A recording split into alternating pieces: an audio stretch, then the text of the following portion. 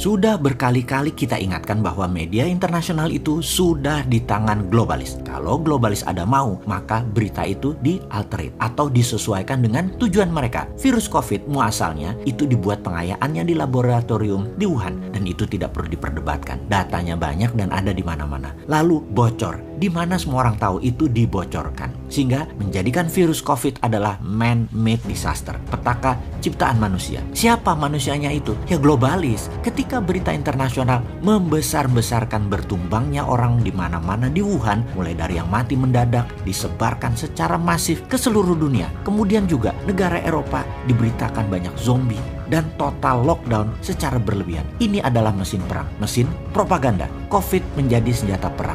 Beritanya kemudian menjadi mesin uang globalis, yaitu vaksin, obat, dan vitamin. 1,5 tahun setelah beritanya dibesar-besarkan, sekarang terbukti bahwa COVID menjadi mesin ekonomi. Panen akbar lah para broker kesehatan kaki tangan globalis ini dengan produk yang bernama vaksin dan berbagai macam obat-obatan, termasuk vitamin. Kemudian sekarang mendadak di semua media sosial dan media mainstream dunia kembali dihebohkan dengan bertumbangnya orang di India yang dikatakan bisa satu hari ada 50.000 kematian. Kemudian satu hari bisa ratusan ribu orang terpapar. Walaupun faktanya mendekati demikian, jumlah yang sangat besar itu memang mencerminkan kegagalan pemerintah India mengantisipasi second wave gelombang COVID kedua. Benar, di India saat ini memang mengalami second wave, triple mutation, Bengal strain namanya, memapar 300 ribuan kasus baru dan menyebabkan lebih dari 2.300-an kematian dalam satu hari, menempatkan India di urutan nomor 2 dengan 16 juta lebih kasus COVID. Nomor 2 setelah Amerika dengan 32 juta total kasus COVID. India dalam keadaan darurat. Sampai tidak ada kayu untuk mengkremasi pembakaran jenazah untuk melaksanakan kebiasaan di India tersebut. Hal ini membuat dunia mulai menganalisa lagi. Dr. Paul Tambia, profesor dari National University of Singapore mengatakan, data terbaik menunjukkan bahwa sistem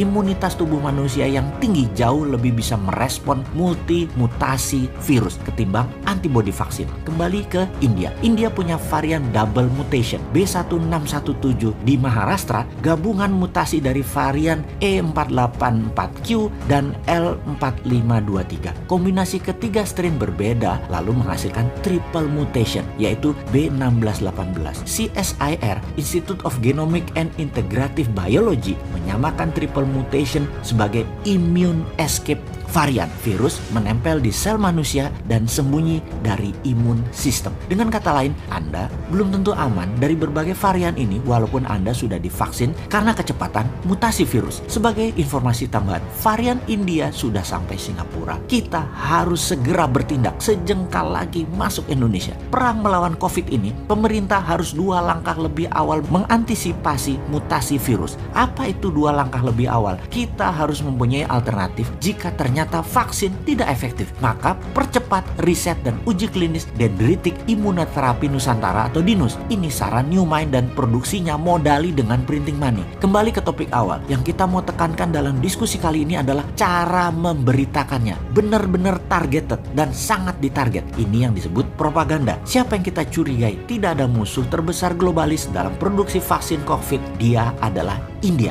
India menjadi target assassin dari intelijen operasinya globalis. Target operasi berita yang direkayasa, yang dilebih-lebihkan untuk memukul India dan memastikan vaksin global dipakai di India, dan India tidak sempat memproduksi vaksin untuk dunia. Globalis jago mengemas beritanya untuk menjadikan tool untuk membunuh India di mata internasional. Jadi mengerti mengapa India diserang beritanya dibesar-besarkan. Ya, karena India salah satu negara penghasil vaksin non-globalis terbesar, tercepat, serta tidak mau ikut vaksin globalis dari awal, menentang dan selalu melawan. Sama seperti vaksin lokal Indonesia yang merah putih, Nusantara, dan banyak lagi sekarang sedang dikembangkan. Semua nantinya ditarget juga. Jadi si Sontoloyo ini menyarankan produksi vaksin Indonesia juga produksi sistem peningkatan imunitas harus segera dilakukan, dan semua ini dilindungi oleh negara, bukan dihalangi atau diperlambat dengan izin BPOM yang dipersulit dan penggagasnya dimatikan karakternya. Juga tenaga ahlinya dianggap abal-abal. Kok membangun narasi antipati begitu sih? Jangan.